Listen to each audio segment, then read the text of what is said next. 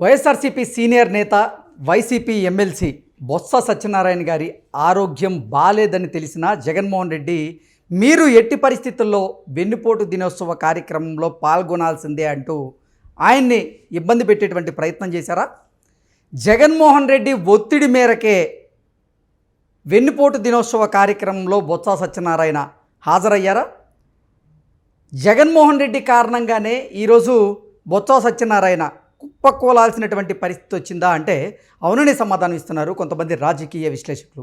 ఈ నేపథ్యంలోనే ఈ అంశం మీద మనం పూర్తి స్థాయిలో విశ్లేషణ చేసుకుందాం. ప్రస్తుతం మనతో పాటు ఉన్నారు ప్రముఖ రాజకీయ విశ్లేషకులు, ప్రముఖ సీనియర్ జర్నలిస్ట్ దుర్గా వడ్లమణి గారు. వారితో మాట్లాడదాం. దుర్గా, నమస్తే. నమస్తే అండి. బొత్స సత్యనారాయణ గారు ఈరోజు వైఎస్ఆర్సీపీ చేపడుతున్నటువంటి వెన్నుపోటు దినోత్సవం కార్యక్రమంలో ఆయన పాల్గొనడం జరిగింది.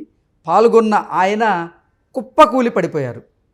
ఆయనకి ఆరోగ్యం బాలేదని తెలిసినప్పటికీ జగన్మోహన్ రెడ్డి బొత్స సత్యనారాయణ మీద ఒత్తిడి తీసుకొచ్చారని, మీరు ఎట్టి పరిస్థితుల్లో వెన్నుపోటు దినోత్సవ కార్యక్రమంలో పాల్గొనాల్సిందే అంటూ జగన్మోహన్ రెడ్డి ఆదేశించిన మేరకే బొత్స సత్యనారాయణ కూడా ఈ వెన్నుపోటు దినోత్సవ కార్యక్రమంలో పాల్గొన్నారని, ఆయన అనారోగ్య సమస్యలతో ఇబ్బంది పడుతూనే కుప్పకూలిపోవాల్సినటువంటి పరిస్థితి వచ్చింది అంటూ కొంతమంది అభిప్రాయాన్ని వ్యక్తం చేస్తున్నారు. దీని మీద మీ విశ్లేషణ ఏంటండి? జగన్మోహన్ రెడ్డి వెన్నుపోటు దినమండం ఏంటండి? తల్లికి చెల్లికి వెన్నుపోటు పొడిచి ఆస్తి ఇవ్వకుండా బయటికి పంపించిన వాడు వెన్నుపోటు గురించి మాట్లాడుతున్నాడు.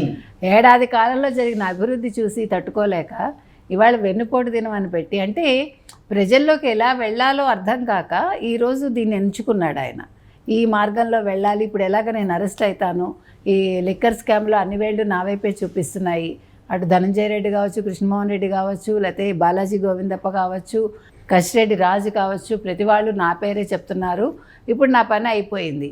అందుకని ఏదో ఒక రకంగా ఈ ప్రభుత్వాన్ని ప్రజల్లో చెడు చేయాలని తలంచి ఆయన ఏం చేశాడు, ఇవాళ అందరినీ కూడా మీ మీ నియోజకవర్గాల్లో చేయండి, ఈ వెన్నుపోటు దినంగా దీన్ని చేయండి అని అడిగాడు ఆయన.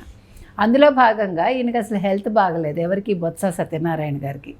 బాగలేకపోయినా కూడా మీరు వెళ్ళాలి, ఖచ్చితంగా చెయ్యాలి అనేసరికి మీరు కనుక గమనించారంటే ఆయన ఇవాళ చీపురుపల్లిలో, విజయనగరంలోని చీపురుపల్లిలో ఇవాళ ఒక వ్యాన్ ఎక్కి ఆయన ఇలా మాట్లాడబోతూ మాట కూడా రాలేదు ఆయనకి, వెన్నుపోటు దినం కోసం అన్నట్టు అట్లా మొదలుపెట్టి ఆయన అలా పడిపోయాడు.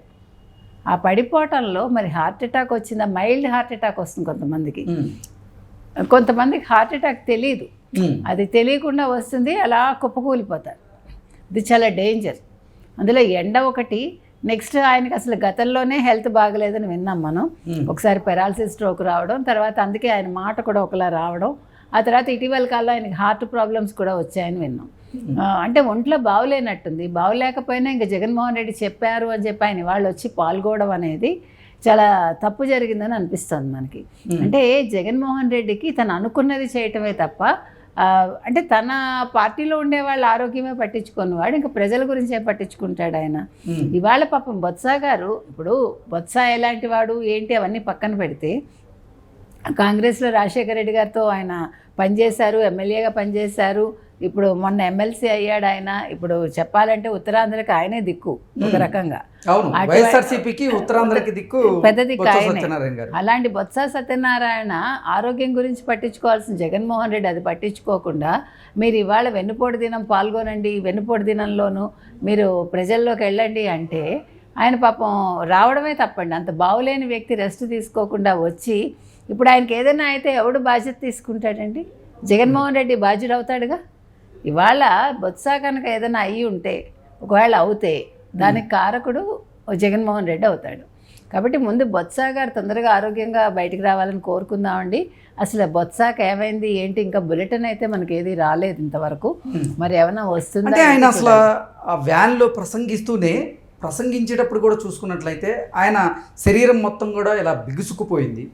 ఆయన మాటే స్పష్టంగా రానటువంటి పరిస్థితి మనం చూసాం.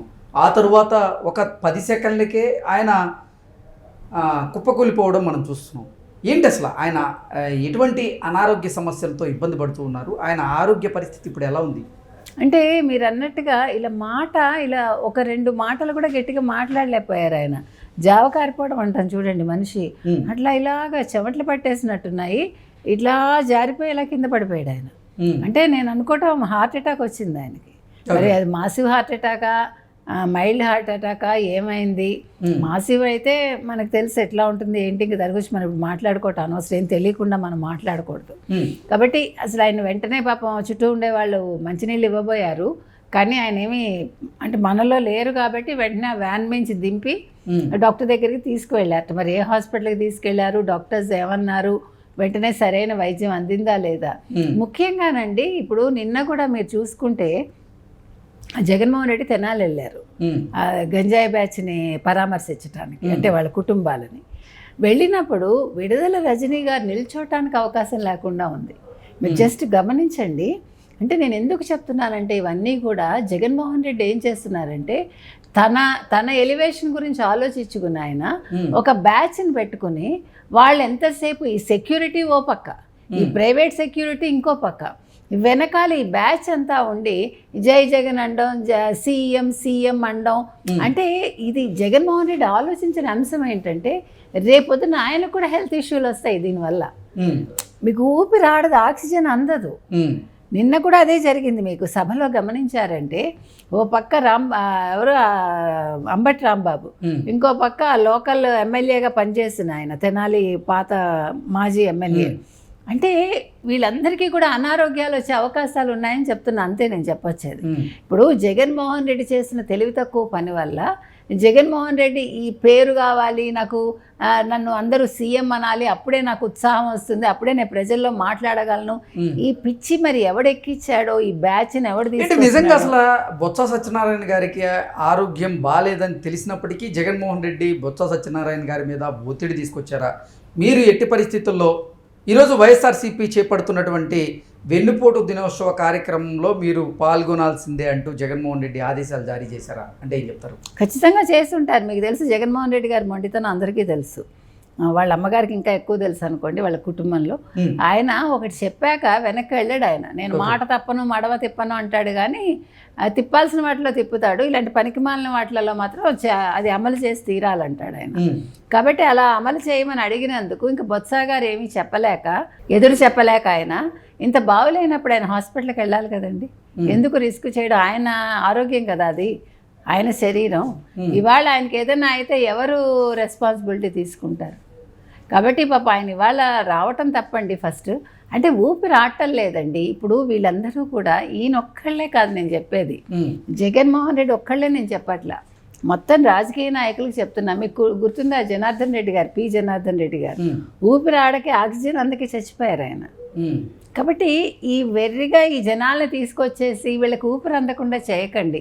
మీరు కార్యక్రమాలు చేయాలనుకుంటే ఒక పక్కకు ఒక వేదిక కట్టుకుని కాస్త గాలి అది వచ్చేలాగా జనాలను దూరంగా పెట్టి, అంటే మీరు ఒక ప్లాన్డ్గా చేసుకోండి అని చెప్తున్నాను నేను.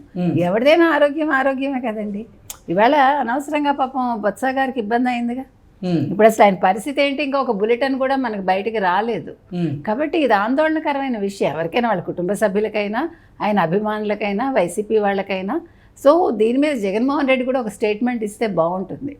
ఇంకా మీద జగన్మోహన్ రెడ్డి కూడా ఆలోచించుకోవాలి, వాళ్ళని ఇబ్బంది పెట్టకుండా ఏ రకంగా పార్టీని నడిపించాలి అనేది. ఓకే అండి, thank you so much. Thank you.